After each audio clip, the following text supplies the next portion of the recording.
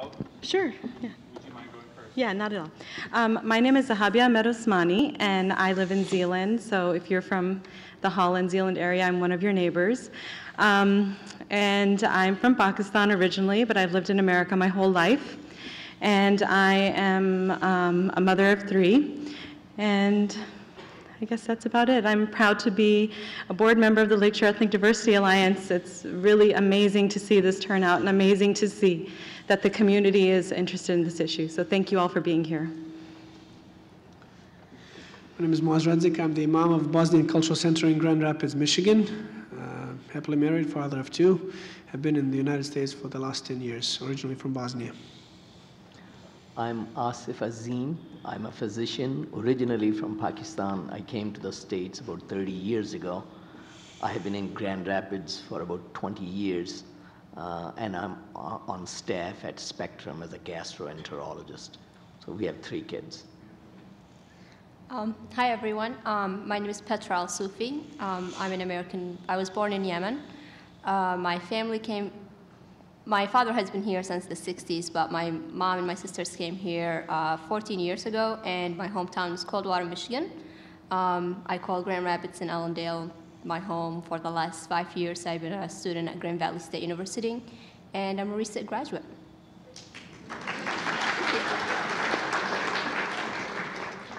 We're going to start with this question. What is one thing that you would like to tell an audience mostly consisting of non-Muslims? What's one thing that you would like non-Muslims to know about Islam or your experience as a Muslim in this country? And we can go in whatever order you would like. I'll go first. Okay, well, the one thing that I'd like to say as a Muslim is I think Imam Moaz did a great job explaining what Sharia law is, and I think you have a gist of what Muslims believe and that we want to be here.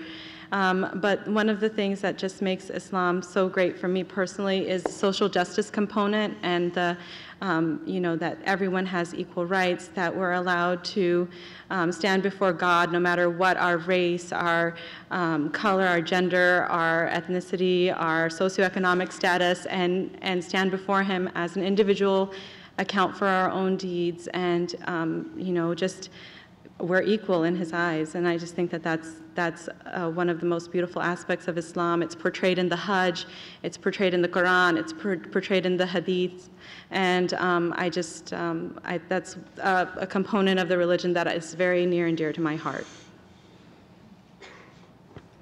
Well, don't give the Imam the microphone. It won't be one thing. I think loving your God, loving your neighbor, and loving your country is part of all of this, is fundamentally parts of what my faith teaches me.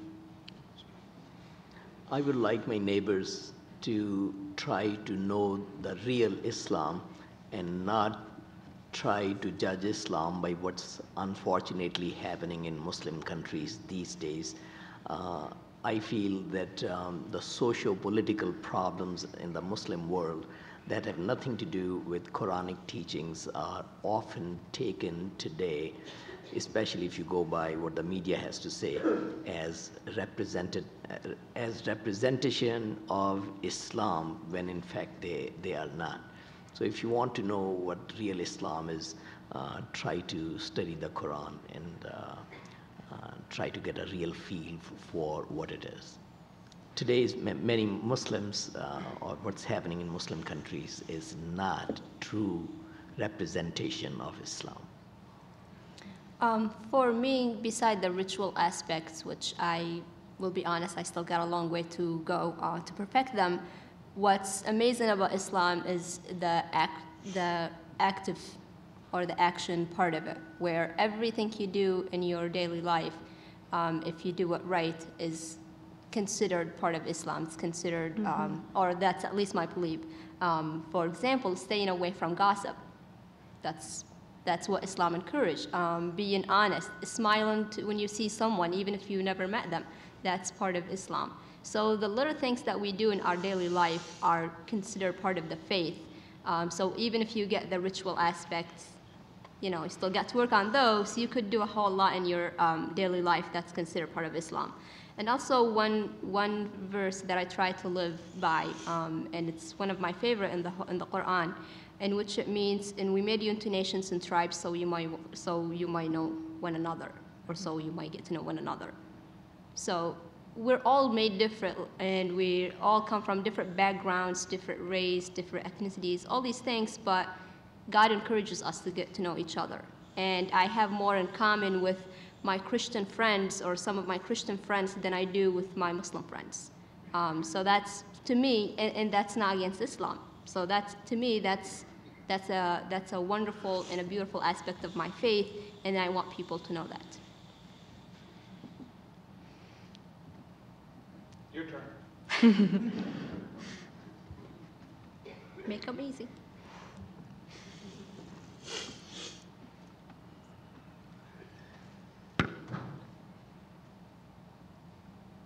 I'm a Christian, and I would like to find out many more things about my Muslim neighbors.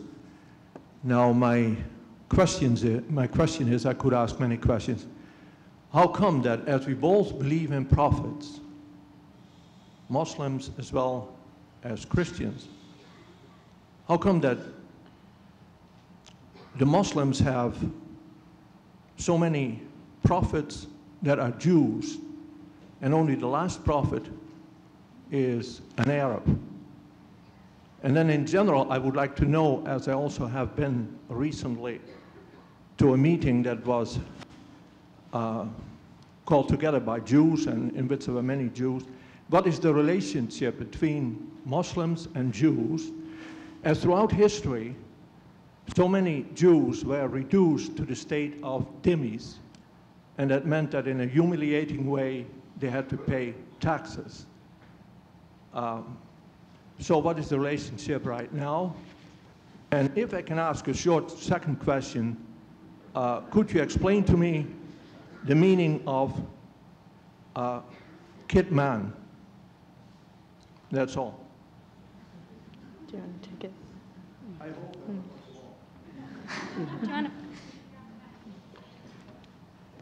Do you want to recap the questions? I can recap the questions. 3 questions. First was the prophets in the Quran, or the prophets in Islam, versus they were Jews, or what they were. So about the prophets. The second question was about the relationship between Muslims and Jews and the meaning of the word kitman. The first question, Islam, if you compare the name of the religion, it's unlike Christianity that connects to the Christ, or Judaism to Judah. Islam is not, does not come from any race. The name of the religion does not come from any racial background or national background. It comes from the meaning of the word, which is submission to God and peace. These are the 2 core meanings of the word Islam. Yes, if you read the Quran, it does acknowledge the historical fact that the Jewish tribes had many prophets, and the Quran mentions only 25 prophets, and we believe there are many, many more prophets in the history. The Quran, however, mentions only 25 of them. And we believe that God sent prophets to every nation to teach them the same belief in one God. So obviously every nation in the history had a prophet, including Jews, obviously. So there is no problem with that, if you wish, or in any way, shape or form. The relationship between Jews and Muslims, I'll give you one example, again, a historical example of my country. When in 1492, Muslims and Jews were expelled from Spain, a lot of Jews were invited into the Ottoman Empire as guests, and to freely come and feel safe and secure. And we have 2 major Jewish peoples in Bosnia. One of them, groups, Jewish groups. One of them is Sephards, which came obviously from Spain in the end of 15th century.